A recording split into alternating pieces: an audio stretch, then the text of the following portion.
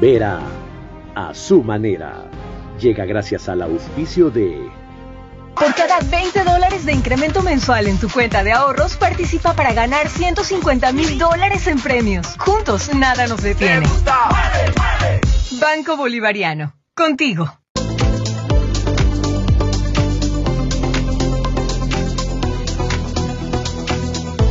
El momento es ahora. Telconet Latam. ¿Aún conservas ese mouse con ruedita o dispositivos electrónicos tan antiguos? Mejor recíclalos conmigo. Recibot, te invito a conocerme en los centros de atención a clientes de Claro. Conoce más en claro.com.es.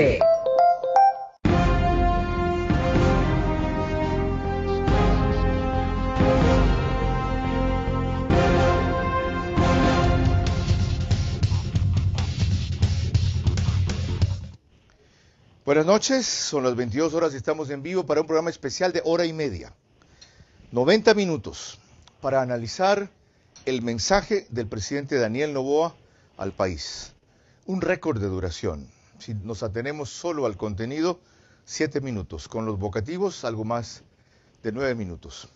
Pero la sorpresa fue mucho más allá. Enunció una serie de conceptos reveladores, contundentes, claros, pero no tuvo las definiciones que exige inclusive un artículo de la Constitución hacer a un jefe de Estado en su discurso de posesión. Entonces, si alguien se pone muy fino o muy purista, podría concluir que Daniel Noboa empezó violando la Constitución. Su estilo es, como lo volvió a reiterar, de pocas palabras y de mucha acción. Hizo 2 o 3 alusiones que vamos a interpretar a lo largo de este espacio con 4 personas vinculadas desde distintas áreas a la política. En el estudio está Ramiro García Falconi, penalista y analista político. Está Stephanie Macías, que es una estratega de comunicación especializada en crisis. Hoy nos acompaña también Pamela León, su segundo apellido italiano me cuesta pronunciarlo, ya lo dirán después, quien es también una especialista en comunicación política, pero con mucho énfasis en lo que tiene que ver con simbología, lenguaje gestual, de lo que la escuché en la radio esta tarde. Y desde Quito se une Alejandro Zavala, quien también es un consultor político. Vamos a entender, a descifrar, a cuestionar, a proyectar, a valorar, a ponderar y a reclamar lo que quepa de lo que el nuevo presidente de la República le dijo esta noche al país.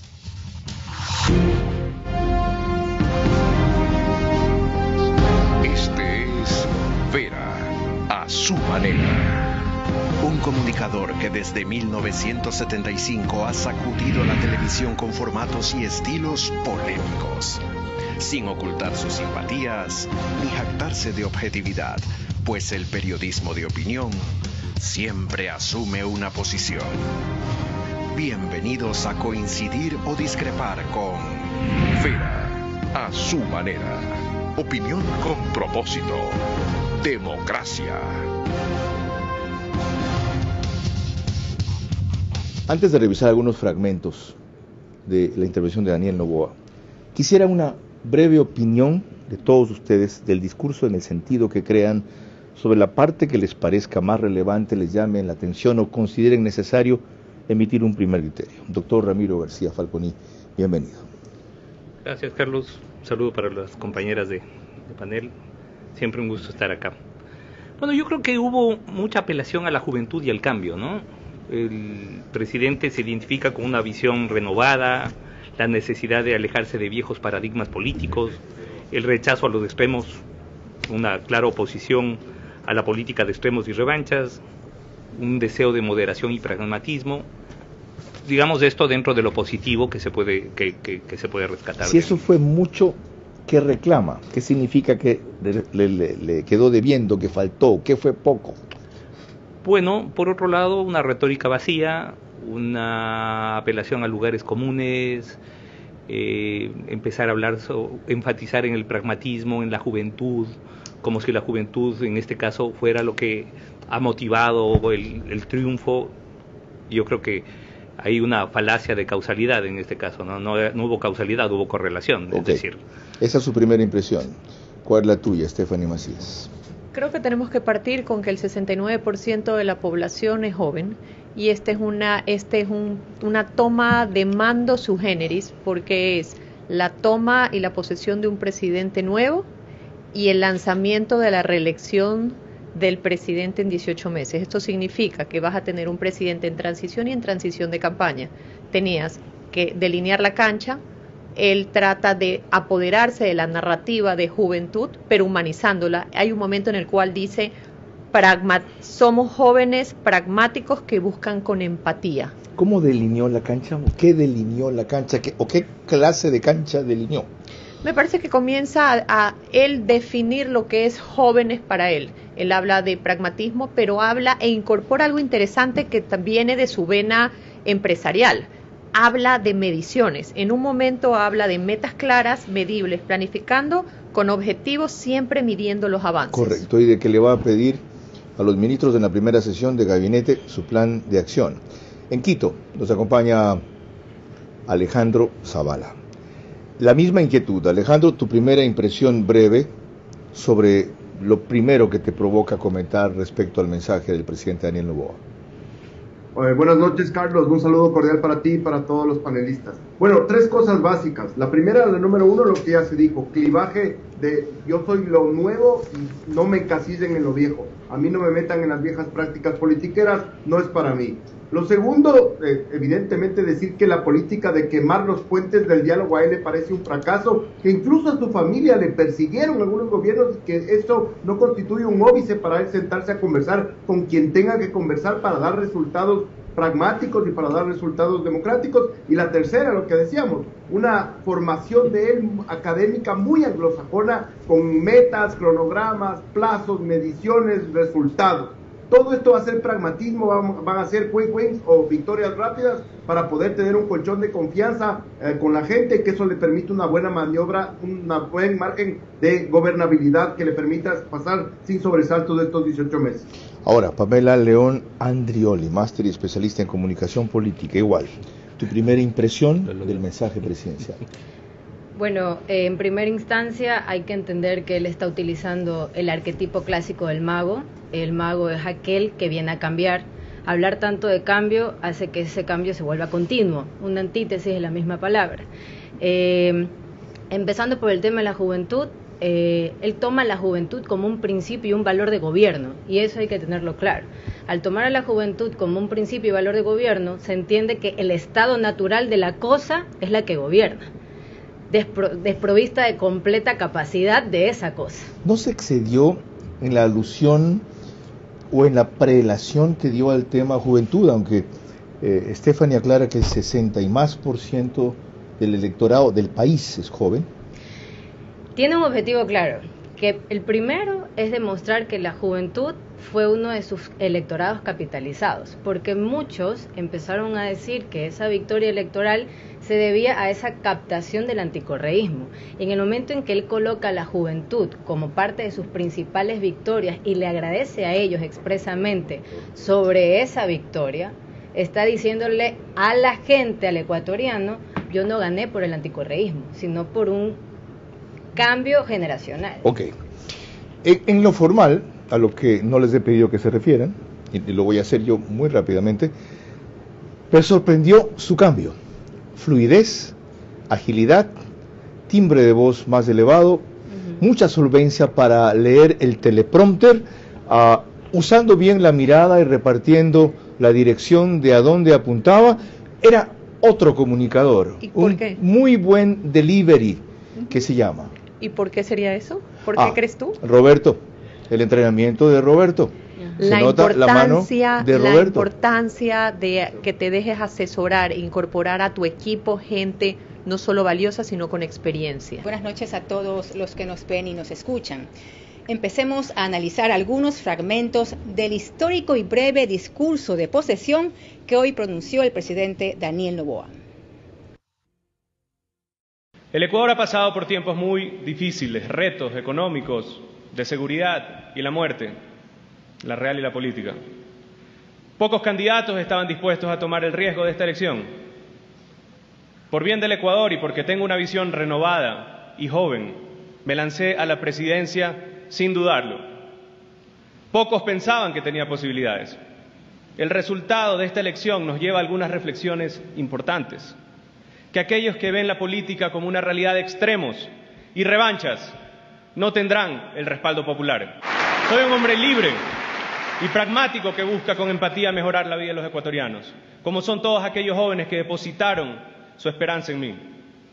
Creo en la fuerza de la juventud y a muchos les costará encasillarme en viejos paradigmas políticos o ideológicos. Creo en un Estado que tiene como primer objetivo reducir la violencia y volver del progreso una costumbre. Para los viejos esquemas políticos les es difícil entender este éxito electoral. Agradezco que muchos de ustedes, los que se encuentran en la Asamblea, también se han sumado a esta corriente. Ambas elecciones, la de sus dignidades y las nuestras, solo se pueden explicar por una necesidad de cambio. Este cambio que el país requiere tiene claramente un sentido de urgencia, a la que muchos jóvenes, los jóvenes, tenemos que responder con audacia. Mi familia y yo hemos experimentado persecuciones políticas a lo largo del tiempo por diferentes gobiernos. Y a pesar de no olvidar los malos ratos vividos, siento la obligación de poner a mi país primero y romper este ciclo de revanchas. ¿A quién fue el mensaje de los extremos y de las revanchas? De todo lo que ha dicho, a mí es lo que primero más positivo me parece y más me llama a la vez la atención. A ver, primero, evidentemente en este discurso hay un constante guiño de ojo a los jóvenes, al grueso del electorado. Más que un discurso de posesión, este fue un discurso de arrancamos campaña 2025. ¿Pero por qué es eso? ¿Se quiere apalancar después en eso si llega a tener problema? Hay la coincidencia o que él la trata de generar como de demostrar como causalidad de que es joven.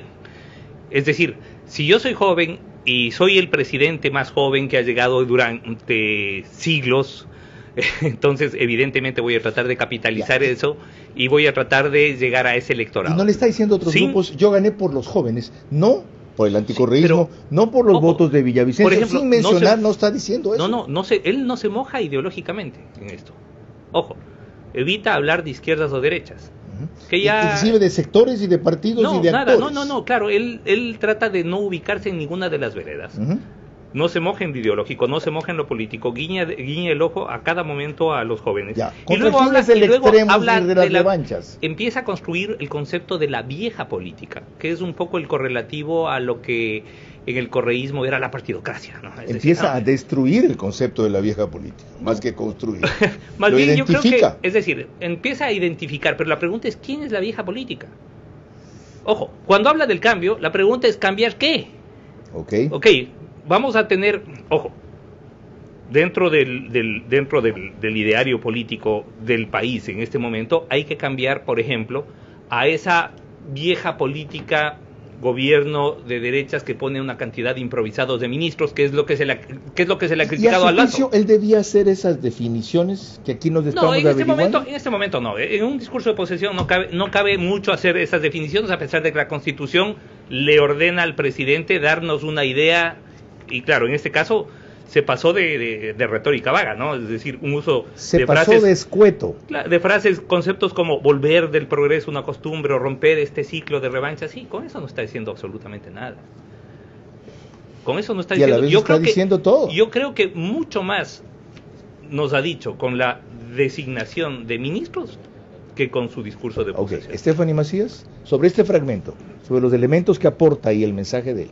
Creo que muestra una madurez política desde su pragmatismo. No tiene pasiones y al final del día representa a esta nueva camada de jóvenes en los cuales, al no tener estos apasionamientos, va a ser mucho más... No tiene pasiones. ¿En qué parte deduces que no tienes pasiones? Pasiones políticas en el sentido de no revanchismo, cuando dijo la famosa frase que pasará a la historia de los antis tienen techo, los pros son infinitos. Después la vamos a revisar. Para mí, el no tiene pasiones es cuando dice, a pesar de ser una familia perseguida, antepongo el país. O sea, yo no estoy aquí... Yo no voy a perseguir, pero lo más importante es que tenemos que entender que esta es una nueva manera de hacer política.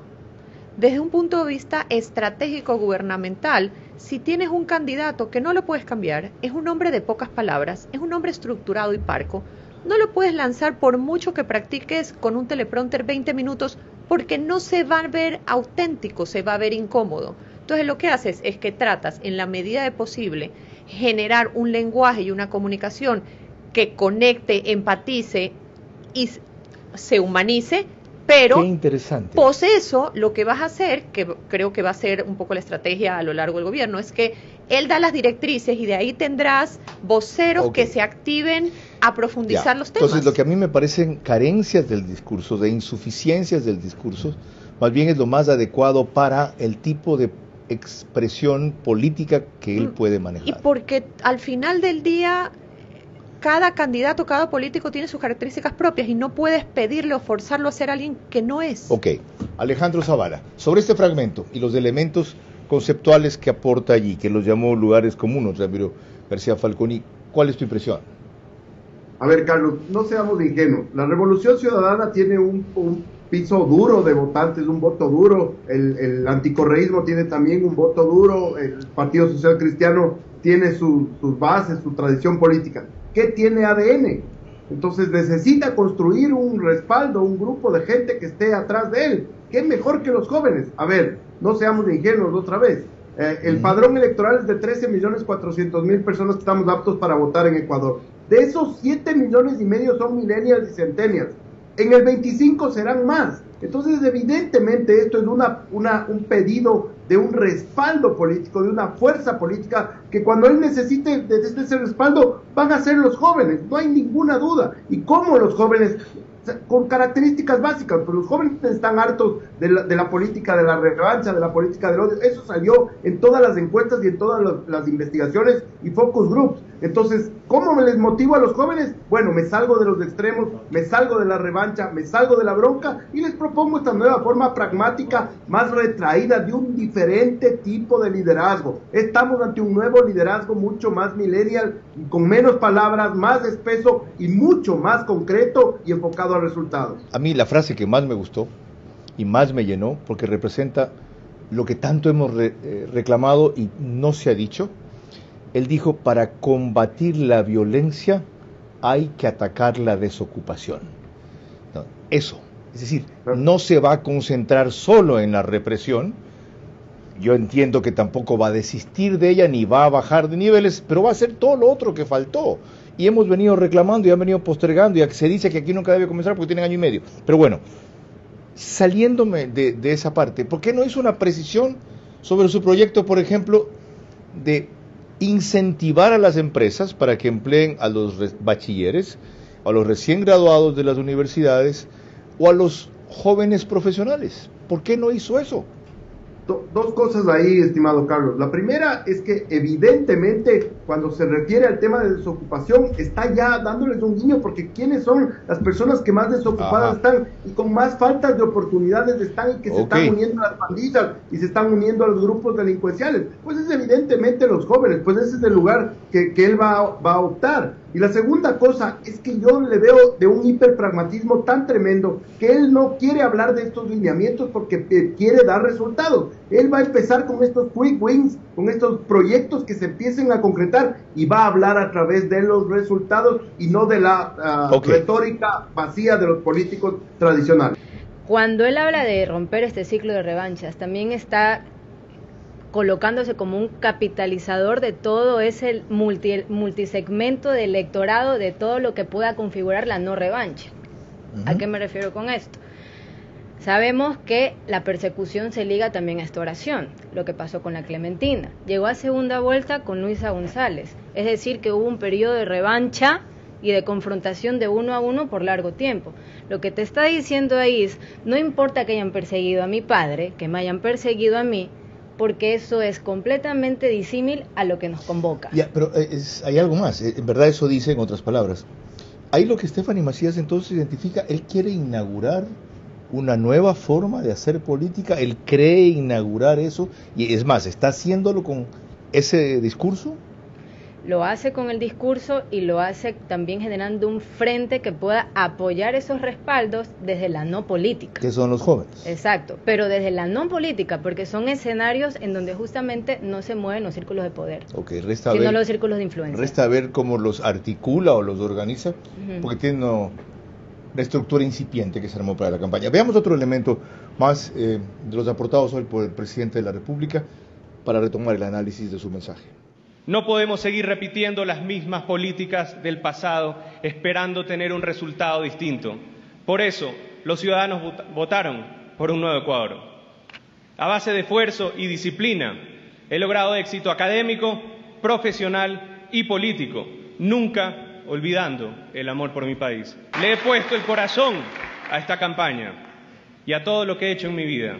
Lo mismo haré siendo su presidente. Muchos creen que la juventud es sinónimo de ingenuidad. Para mí es sinónimo de fuerza. Fuerza para vencer los retos que se nos imponen, porque eso es lo que el Ecuador necesita. Hay algo que tengo muy claro, y es que para combatir la violencia hay que atacar la desocupación. El país necesita empleo y para generarlo enviaremos reformas urgentes a la Asamblea que deben ser tratadas con responsabilidad y pensando primero en el país. Miren, la frase que les mencionaba a mí más me impresionó. Para combatir la violencia hay que atacar la desocupación y la forma en que él planea atacarla, con 2 proyectos emergentes que apunten a esa parte, a generar empleo. De paso aclaró después que no subirá impuestos, que los bajará. Y la declaratoria del estado de excepción no es para extremar los esfuerzos de la fuerza pública, sino para viabilizar que pueda mandar 2 decretos, leyes de emergencia o 2 proyectos a la Asamblea al mismo tiempo con ese carácter. Antes de volver al jurista, doctor Ramiro García Falconi, justamente le pregunto porque es el único con esa condición aquí.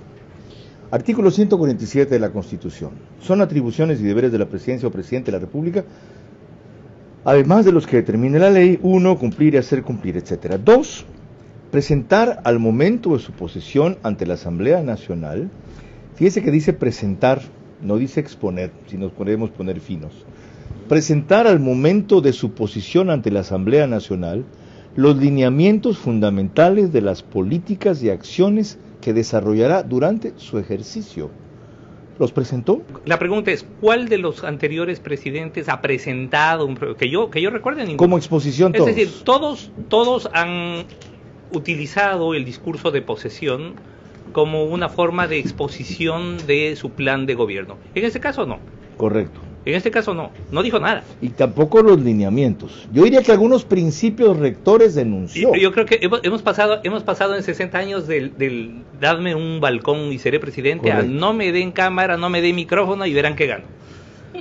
Aquí, mientras más calladito estoy, mejor. Más o menos eso fue la campaña. Pero claro, está tratando de construir un discurso donde por un lado aparece como perseguido. ¿Perseguido de quién? O sea, no me joda, los Noboa, ¿perseguido de quién? Estamos hablando de la familia más rica del país por décadas. De Correa. Pero, le quitaron la hacienda. ¿Vieron cómo se metió a la casa y le sacaron los vehículos de Antiguo? Que las hijas de Villavicencio nos digan... se los dio para el narcotráfico. Que las hijas de Villavicencio nos hablen de que han sido perseguidas, yo entiendo. Pero además habla sobre su esfuerzo realizado, que yo no dudo que lo haya hecho, para conseguir sus metas académicas. Vea, eso sí es hablar desde los absolutos privilegios, no me venga con cosas. Pero bueno, quiere construir una narrativa en donde él es el chico esforzado, o sea, es decir, quiere alejarse de esa imagen del chico privilegiado heredero de la mayor fortuna del país, que además pasó de ser un ilustre desconocido a presidente de la República, y claro, trata de plantearse como hijo de una familia perseguida políticamente, y además un muchacho que ha tenido que esforzarse muchísimo para conseguir sus metas. Ok, tu impresión sobre este tema, este fragmento. Bueno, pero a mí lo que me parece realmente importante de esta parte es que Noboa realmente él lo que quiere demostrar con su preparación académica, con su formación, es que él va a tener un estilo de gobierno absolutamente anglosajón. O sea, esa es la forma de los Harvard Boys, esa es la forma de la administración pública que se haga en Harvard, con mediciones, con cronogramas, con metas, con indicadores, y así va a evaluar a todos sus ministros cada vez. Tienen que presentarlo y así se va a dar cuenta si es que la fórmula del éxito, si es que su equipo, que es lo importante, no el líder, sino el equipo, está haciendo las cosas bien y están dando los resultados que le permitan a él. Porque además, ojo, no solo es del 25, si es que él decide acudir a una consulta popular, necesita alta popularidad en los primeros 100 días. Entonces son cosas urgentes, victorias rápidas que solo se consiguen a través de la administración pública eficiente y concreta. Ok. Basándonos en los conceptos, yo creo que habría que ver dos puntos importantes que él establece. Cuando él habla de la desocupación, habla de un concepto, pero lo más trascendental del tema es que ubica actores e involucra a la asamblea, justamente, y los configura como sus compañeros de fórmula en la consecución de aquello que pueda no ser una desocupación, porque no va a actuar solo. Él inmediatamente dice, y sé que tengo una asamblea ¿qué hace en ese momento? Ubica actores protagonistas y antagonistas y los mete al juego para de alguna manera configurar ese hilo los compromete conductor con los dos proyectos que va a mandar. Y ahora que usted comenta eso, al hablar del estado de excepción, ¿qué ha pasado con el gobierno saliente? Creo que han habido cerca de 21 estados de excepción. Se pierde el rigor de la medida, se pierde justamente también el respeto y aquello que de alguna manera podríamos tener en un imaginario de lo que representa el estado de excepción. En el momento en que él dictamina un estado de excepción y se aprueban dos proyectos de ley, le está devolviendo el rigor a la medida. Y eso lo que también te dice Daniel Noboa es, yo estoy transparentando los procesos del Estado. Para mí hubo retórica vaga, una cantidad de generalizaciones, que no dijo nada, nunca habló de inversión social. Pero para otros ha dicho más, pero a ver, ya había un punto que me interesaba, antes de que entremos en eso. Y hay un tema súper interesante que acabas de topar tú, que es el del estado de excepción. La trivialización del estado de excepción que acaba de mandarse este man es impresionante. ¿Por qué lo trivializó? ¿En qué momento? Imagínense utilizar estado de excepción para mandar dos proyectos de ley en paralelo. Y regobierna la medida. ¿Sabe qué es lo que está pidiendo? El primer choque de trenes con la Corte Constitucional. De entrada le van a pegar su coscacho y decir, para eso no sirve el estado de excepción. ¿Qué pasó cuando se mandaron los proyectos de ley para lo del terremoto? ¿No fueron dos? Pero es que, a ver, una cosa es tener estado de excepción por el terremoto y otra cosa es no tener ningún estado de excepción e inventarse, decretar un estado de excepción para tener el pretexto de mandar dos proyectos económicos urgentes en paralelo. Siendo la inseguridad el peor tema o el más grave ahorita, según la última medición de Sedatos, de 45%, él hace menciones de paso sobre esto, más allá de la definición conceptual que yo repito por tercera vez, a mí me pareció lo más apropiada. Para combatir la violencia hay que atacar la desocupación. Creo que está abordando el tema desde una integralidad. No solo está atacando la parte de la persecución y de ir a combatirlo. Lo está haciendo de una manera mucho más profunda, entendiendo que la inseguridad va directamente ligada a la educación, al empleo. Hay un concepto mucho más profundo. Aunque no lo dijo así, tú lo entiendes así, ¿verdad? Cuando él dice que la violencia está de algo... Cuando dice la violencia está ligado también a lo del empleo, a la generación de oportunidades. Pero sí quiero dejar algo que me pareció importante, que es, más allá de su familia de origen, todo hijo de político, no importa, peor aún en la época digital, donde no hay límites para lo que te puedas permitir decirle a un niño, crecer siendo hijo de un político tiene que haber sido muy duro. Con una sola cifra, sobre 100, ¿cuánto le pondrías? 70. Sobre 100, ¿cuánto le pondría? 50. Sobre 100, ¿cuánto le pondría? Yo coincido en 70. Ok, cuando volvamos se lo preguntaré a Alejandro Zavala. Ya tienen ustedes una idea matemática rígida de la valoración. Nadie le pone más de 70. Lorena. Un mensaje al país esperanzador. lleno de conceptos pero escaso de presiones. Fue el del presidente Daniel Noboa. De él y sus colaboradores se precisan claras definiciones. Vera a su manera, crítico e independiente. El país no aguanta más, ni estamos para aguantar a nadie más que venga aquí con odio, revancha, demagogia, venganza, en vez de propuestas prácticas para después de año y medio, simplemente estar un poco mejor. Y de allí seguramente pensar en 4 que nos permitan despegar.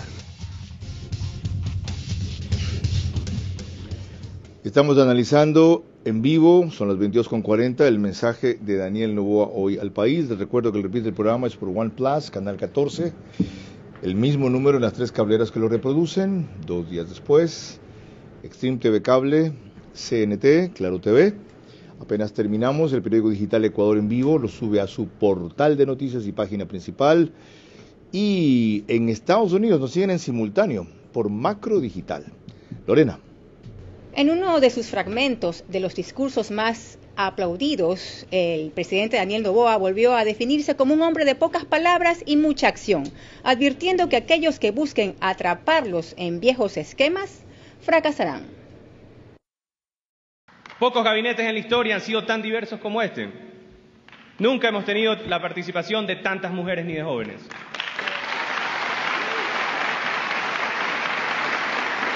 Es esa rica mezcla la que representa a todo el Ecuador y es lo que el país necesita para crecer. Un Ecuador que incluya a todos. Les pido su apoyo, les pido que sumemos esfuerzos.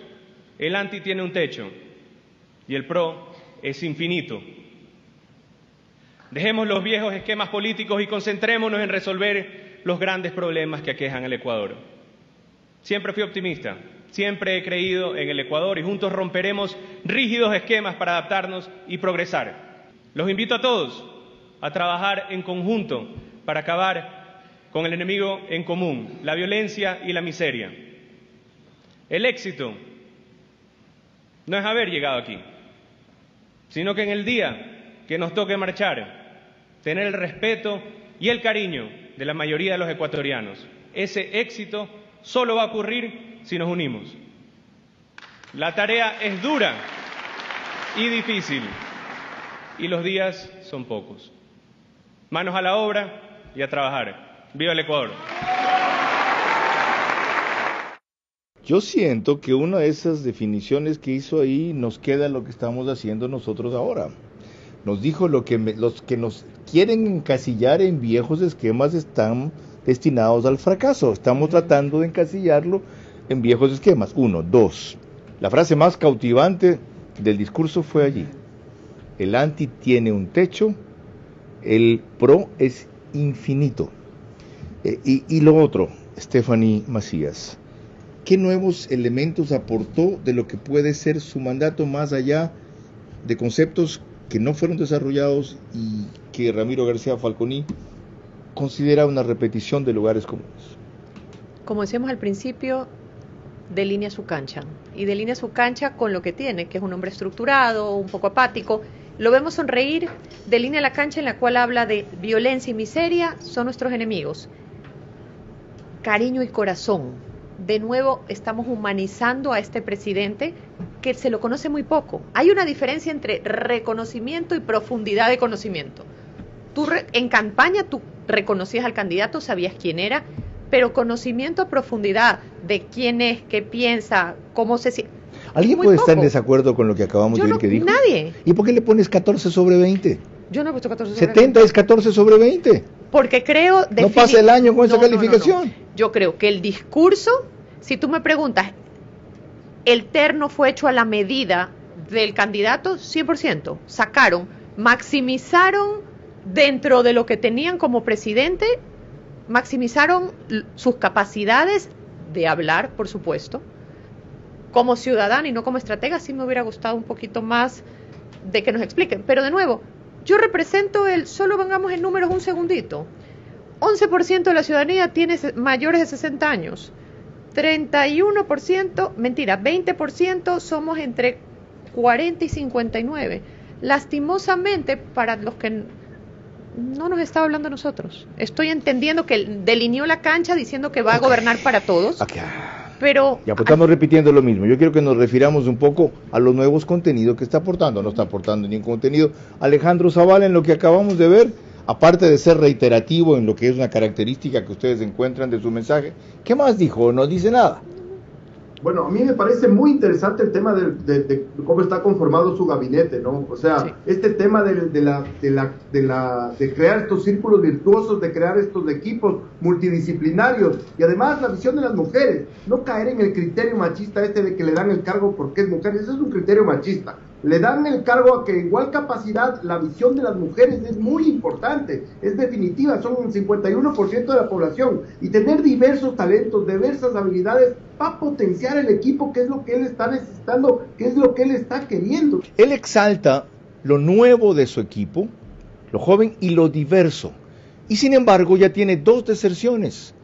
Cambió a la ministra de Economía, ya muy joven, en una rectificación que a mí me parece saludable. Hubiera sido peor emperrarse en alguien así, que se vio que no tenía peso, leverage, le llaman los gringos, y hoy al nuevo ministro de Economía no lo posesionaron, porque aparentemente están arrepentidos o hay otro problema allí, más los nuevos que están en ciertas áreas, hablo de, por ejemplo, Lofredo, de defensa, a quienes se señala porque tienen vinculaciones con seguridad, pero no en el aspecto que se necesita allí. Conocimiento de Fuerzas Armadas, por un lado, y por otro, conocimiento tiene el de seguridad privada, cómo hacer movimientos antisecuestro, artes marciales, uso de armas. O sea, llevan al experto de una empresa de seguridad privada a manejar el Ministerio de Defensa.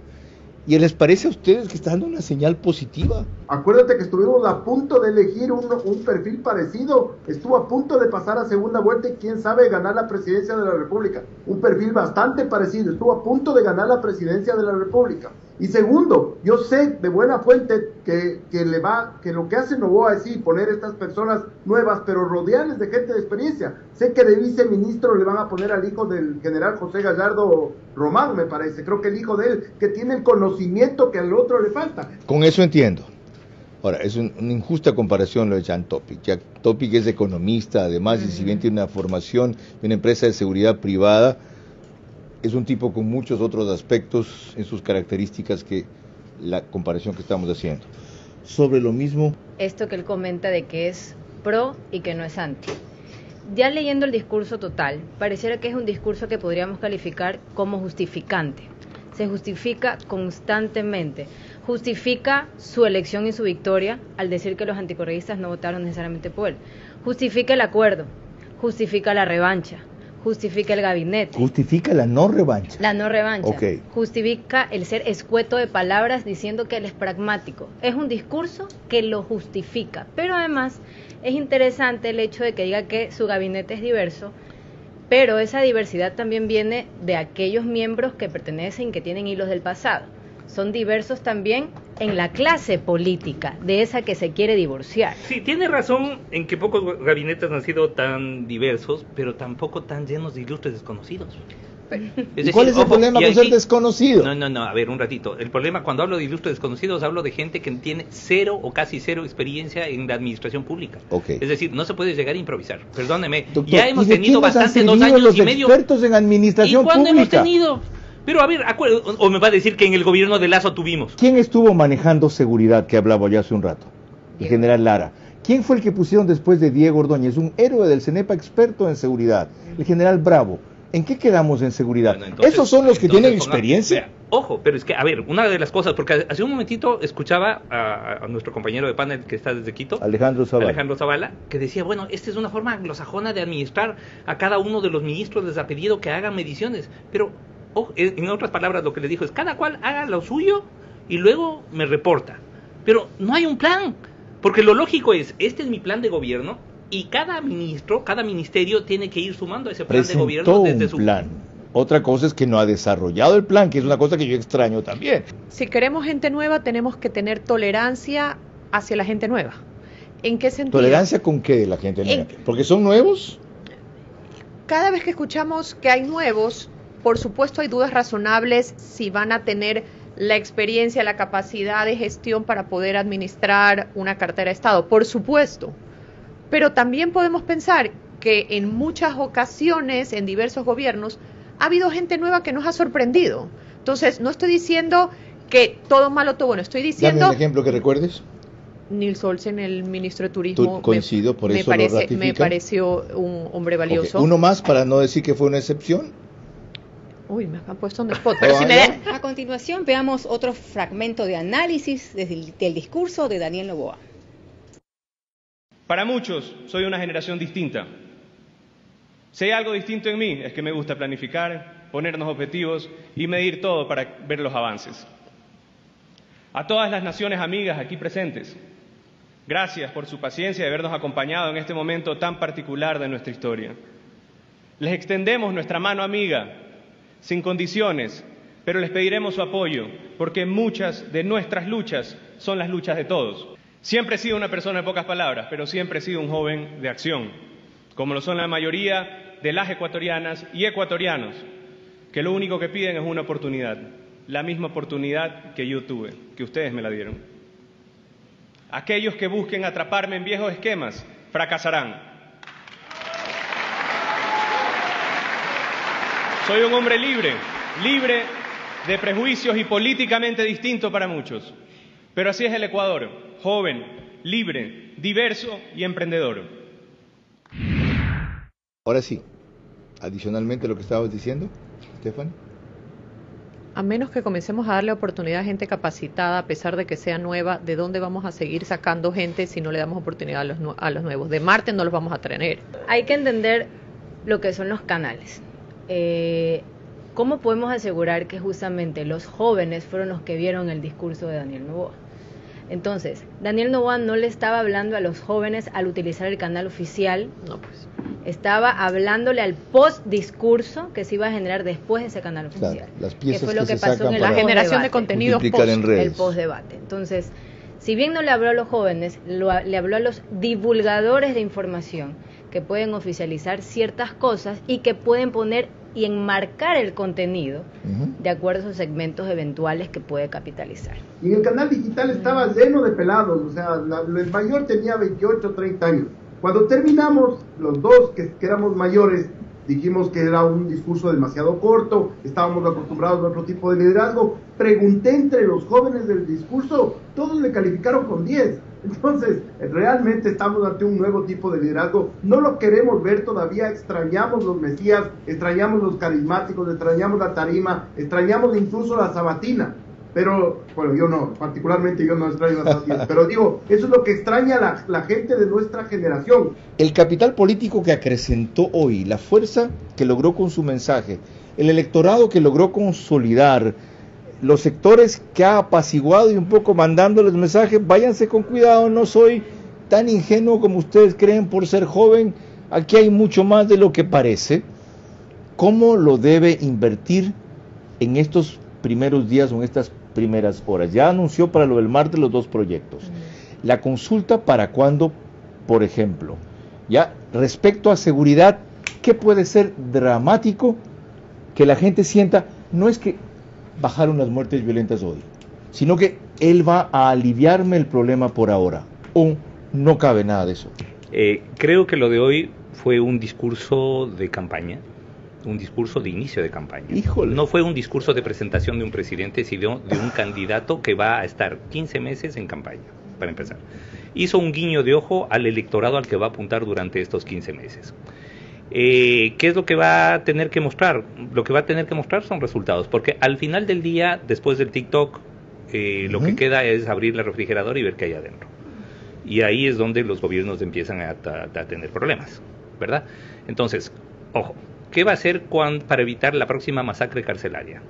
¿Qué va a hacer para reducir los índices brutales de inseguridad que tenemos? ¿Qué va a hacer para que ciudades como Guayaquil no acrecienten su índice de muertes violentas en 30%, que es una burrada? Son índices de guerra civil. Sí. Entonces, ¿qué es lo que va a hacer para eso? Ojo, que no me vengan con que el anti y el pro y el no sé qué. No. A ver, un ratito. Esas señales se esperan la primera semana. Va a tener. Fíjese que no digo esos resultados. Esas señales las espera usted ya la primera semana. Yo lo que espero es que para el 15 de diciembre nos hayan pagado el 13º, por ejemplo. Los famosos 100 días, si lo hacemos proporcionalmente a los 18 meses, se habla de 5 semanas. El discurso estuvo hecho a la medida, logró su objetivo, pero el día lunes tiene que encontrar y definir cuáles son esas victorias inmediatas que van a poder ayudarlo en la gobernanza. Una de ellas pudiese ser lo que habíamos hablado alguna vez, que es, aparte de las leyes que va a hacer, identificar dentro de los ministerios cuáles son esas modificaciones para poder ganar oxígeno para el siguiente. Cuando volvamos, la intervención del ministro de Defensa, Giancarlo Lofreo, y un par de aspectos de la intervención del presidente de la Asamblea, Henry Kronfle, que dan claras señales sobre la orientación que lo guía. Un mensaje al país esperanzador, lleno de conceptos, pero escaso de precisiones, fue el del presidente Daniel Noboa. De él y sus colaboradores se precisan claras definiciones.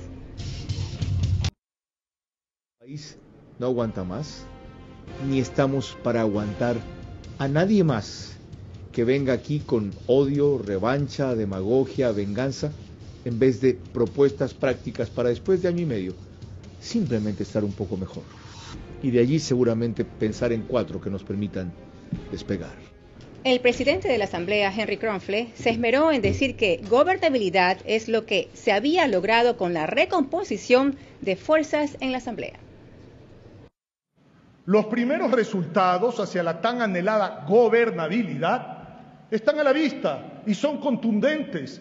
La mayoría de las fuerzas políticas han demostrado que el momento que vive el país nos lleva a privilegiar nuestras coincidencias respetando nuestras discrepancias, que el valor de la palabra se debe recuperar. Repito, que el valor de la palabra se debe recuperar.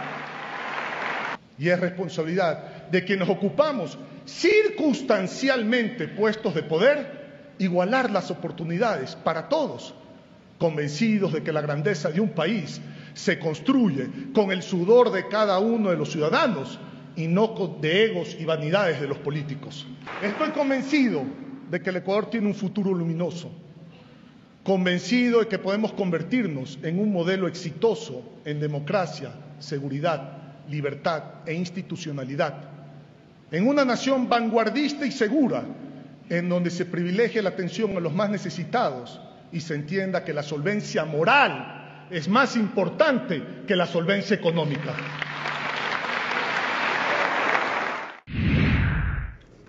¿Contra quién fue todo eso, Alejandro Zavala? Y aquellos elementos que cita Henry Kronfle, ¿en verdad demuestran que hay una gobernabilidad consolidada?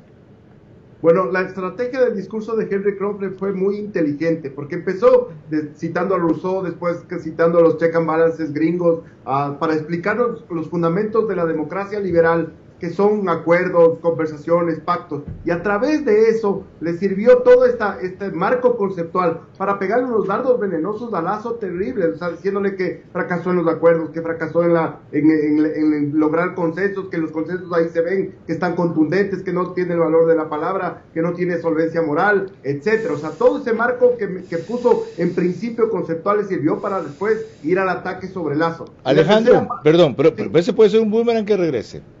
El valor de la palabra de ellos, de los socialcristianos, fue no estar a favor de la destitución de la fiscal, no solo no firmar, que no van a firmar, ¿ya? No solo no pronunciarse a favor en el CAL, no solo no votar a favor en la comisión de fiscalización, como yo lo entiendo. Ahora, una cosa, hay un valor por encima de la palabra, que es el compromiso que se hace con el pueblo. Guillermo Lazo faltó a su palabra para recuperar el compromiso con el pueblo. Sí, traicionó a los 2 socios con quienes les había dado su palabra de acordar, pero recuperó el compromiso más importante, que era aquel que hizo con el que lo eligió mandante. Él iba a negociar con aquellos que derrotó, como el correísmo. Entonces, ¿contra quién realmente apunta esto de Henry Kronfle? Por eso a mí me parece fundamental este tema de que le haya dado tanta importancia al valor de la palabra, porque en este preciso momento, mientras nosotros hablamos, tanto el presidente Noboa como el presidente del Legislativo, Henry Cronfle, nos han dado su palabra públicamente. Noboa ha dicho que la fiscal hay que protegerla, que es un elemento súper valioso, que no hay que apoyar la ruta de la impunidad. El Partido Social Cristiano ha dicho que no van a apoyar ni siquiera las amnistías a través de Vicente Tayano. Henry Cronfle ha dicho que también, o sea, en este momento, y no están hablando a título individual, están hablando en representación de sus tiendas políticas. Ojo, nosotros los ecuatorianos tenemos que estar muy pendientes de que esa palabra se cumpla a rajatabla, porque eso es lo que nos han ofrecido y que nos han dicho que es parte del acuerdo con el cual nosotros nos quedaríamos tranquilos. El tema de la fiscal va a tener un costo político altísimo, aparte de otro tipo de costos, ¿no? Si hay algo que han dejado en claro estas semanas es inclusive el apoyo internacional que tiene la fiscal. ¿Y usted cree que eso los disuade? Yo creo que al gobierno sí. A un gobierno que tiene que tratar con multilaterales y que tiene que ir donde estos mismos manes a decir, vea, ¿sabe qué? Présteme la plata porque no llego a diciembre, sí. Pero si el gobierno no vota a favor con su bloque, si el gobierno no se pronuncia a favor, ¿no está violando su palabra? Pero llega un rato en que uno tiene que sentarse en la mesa y le va a decir, verás, papito, este es un problema de geopolítica también. O sea, esto no solamente es un problema económico, no es solamente un negocio. Tiene otras implicaciones. Así que, verás, nosotros tenemos un serio problema con un país chiquito, con nombre de línea imaginaria, que se ha convertido en el principal exportador de cocaína de Sudamérica. Ni Brasil, que es grandote, exporta tanta cocaína como exportamos nosotros, ni Colombia exporta tanto como nosotros. Importante. Entonces, para valorar resulta que vos acabas de hacer un pacto con un man que está prófugo afuera y que le tiene entre ceja y ceja a la fiscal. Así que, a ver, ahora sí que te brindas. Defínete. La asamblea en el gobierno pasado fue una asamblea que se dedicó de alguna manera también a cogobernar. De hecho, en muchos de los estudios, antes del gobierno de Lasso, se veía la asamblea como ejecutora de, pero ahora los ciudadanos, el nuevo elector, más o menos ya entiende qué hace la asamblea por estas acciones. En algún momento tú puedes traicionar tu palabra si aquello te lleva a cumplir con tu pueblo, ¿o no? Y quiero agregar algo. Y los asambleístas en 18 meses también buscan la reelección. Cronfle dice, nunca se topó lo del tema de la fiscal. Sale Correa y le dicen, espérate un ratito. Lo primero que planteamos nosotros es lo del tema de la fiscal. Luego Nebot dice, nosotros no nos vamos a prestar para la manipulación de la justicia. Y Correa dice, mira quién habla de manipulación de la justicia. Socialcristianos y gobierno dicen, nosotros no vamos en lo de la fiscal. Y la ñaña Pirina sale ahora y dice, lo primero que vamos a hacer es el juicio político a la fiscal, y luego me vienen a hablar del valor de la palabra, no me jodan. Cuando volvamos, más intervenciones de nuestros panelistas esta noche. Un mensaje al país esperanzador, lleno de conceptos, pero escaso de precisiones, fue el del presidente Daniel Noboa. De él y sus colaboradores se precisan claras definiciones. Verá a su manera. Crítico e independiente. El país no aguanta más, ni estamos para aguantar a nadie más que venga aquí con odio, revancha, demagogia, venganza, en vez de propuestas prácticas para después de año y medio, simplemente estar un poco mejor. Y de allí seguramente pensar en 4 que nos permitan despegar. El ministro de Defensa, Giancarlo Lofredo, experto en seguridad privada, artes marciales, uso de armas y movimientos evasivos antisecuestros, respondió algunas preguntas sobre el rol de seguridad esta noche en Carondelet. Seguir fortaleciendo las Fuerzas Armadas y darle paz al país. ¿Cómo pueden intervenir las Fuerzas Armadas con mejor efectividad en el tema de la seguridad interna? Hemos visto que están ingresando a las cárceles, pero no han dado resultados en definitiva. Es decir, ¿qué va a cambiar para hacer eso? Van a haber nuevos decretos que nos van a ayudar para que las Fuerzas Armadas puedan tener un rol un poco más proactivo en ese sentido. El equipamiento de la tropa militar, ministro, ¿cómo abordar ese tema? Bueno, en el periodo de transición que estamos haciendo ahora, nos estamos recién comenzando a enfocar de los equipos que están llegando, que están por llegar. Hay algunos cortes ya hechos, tenemos que ver cómo están esos procesos en que se encuentran y seguir fortaleciendo. ¿Sobre la cúpula militar, alguna opinión, algún cambio quizás que esté pensando? Todavía no me reúno con ellos. ¿esos decretos van a ser encaminados en función de qué, señor ministro? Ahí sí tendremos que esperar un poco porque esa no es mi cartera, con los decretos. No, estamos trabajando en eso. Decretos en el sentido de la seguridad, tiene que lógicamente intervenir Fuerzas Armadas. Bueno, un poco ya se habló de eso en parte del plan Fénix, ¿sí? Dar denominación diferente a ciertos grupos y ver de qué manera se puede actuar de una manera más eficaz. Es evidente el nivel porque usted de es un malo, porque es mala gente. Es que es evidente el nivel de improvisación. ¿Por qué hay ese nivel de improvisación? Porque el señor no tiene la más remota idea de lo que está haciendo. ¿Cuál señor? El señor ministro de Defensa y evidentemente el presidente. A ver, primera cosa, y en esto contextualicemos en lo jurídico. La Corte Constitucional se ha cansado de decirle al presidente Lasso que no se puede utilizar a las Fuerzas Armadas en tareas de seguridad ciudadana. Va y nombra de ministro de Defensa a un experto en seguridad personal, ni siquiera ciudadana. Entonces, ¿qué es lo que quiere hacer? Para eso está el viceministro. Bueno, a ver, es decir, vamos a entrar de nuevo al discurso de vamos a poner una cantidad de improvisados de cabeza porque los abajo sí vamos a poner a los asesores. Pero eso es lo que estamos son los exaltando buenos. ahora. Vea, ¿no? Que haya gente nueva que vaya a dar un aire distinto, respaldado de gente experimentada que le dé solidez. Con un mínimo de preparación, pues, o sea, perdóneme, con un mínimo de preparación. Alejandro, ¿cómo interpretar este nivel de improvisación que sigue dándose todavía a estas alturas del partido? Bueno, yo realmente por lo único que creería que hay una intencionalidad detrás es por romper los paradigmas tradicionales de la política, o sea, está tan empecinado en demostrar que es algo nuevo, que es un clivaje totalmente distinto a lo viejo, a la vieja práctica política, porque lo que hemos tenido es que en la historia reciente es que los ministros se repiten, pues tenemos el caso de Santos Alvite, que fue ministro de León. ¿Está bien esa tolerancia, Stephanie Macías? Sí, pero en una cartera como la de defensa existe una particularidad. En otros gobiernos había gente del sector el ciudadano sin experiencia militar, después retomaron el hecho de que militares retirados estaban tomando esa cartera por una particularidad. La estructura militar, sus formas y sus manejos son muy particulares.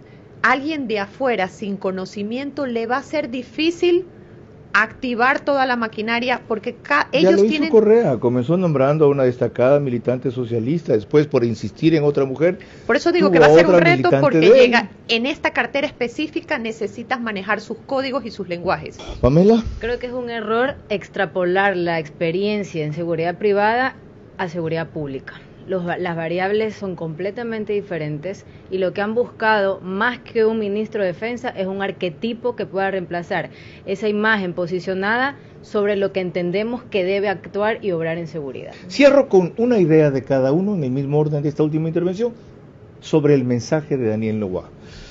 Alejandro, vamos.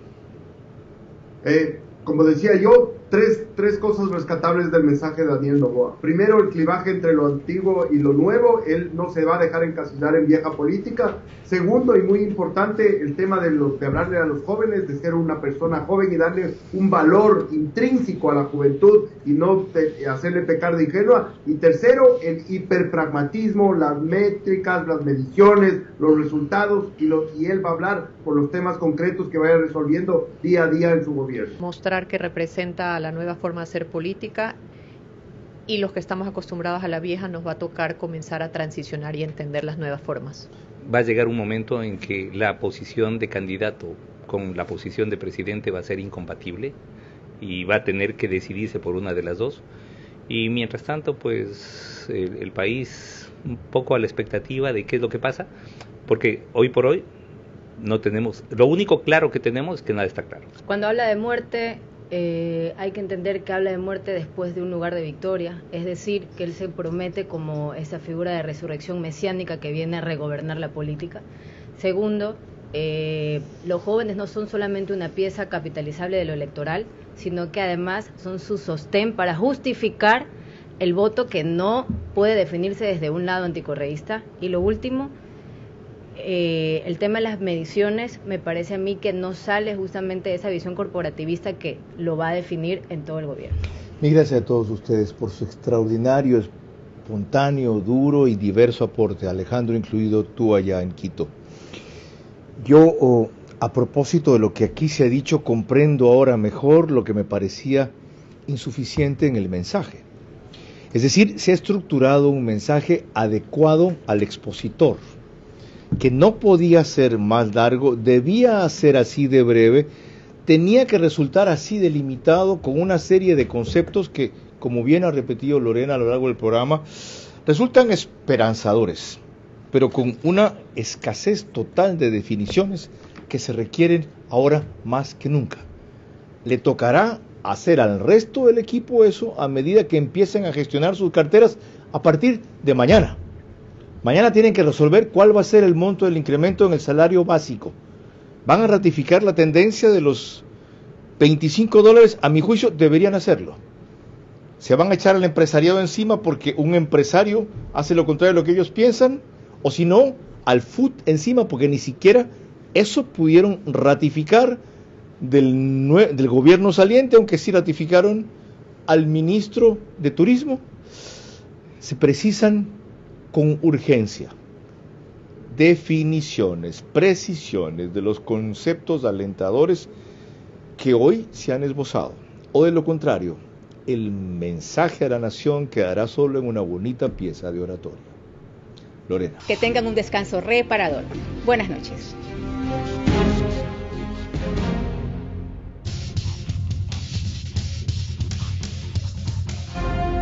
Vera a su manera. Llegó gracias al auspicio de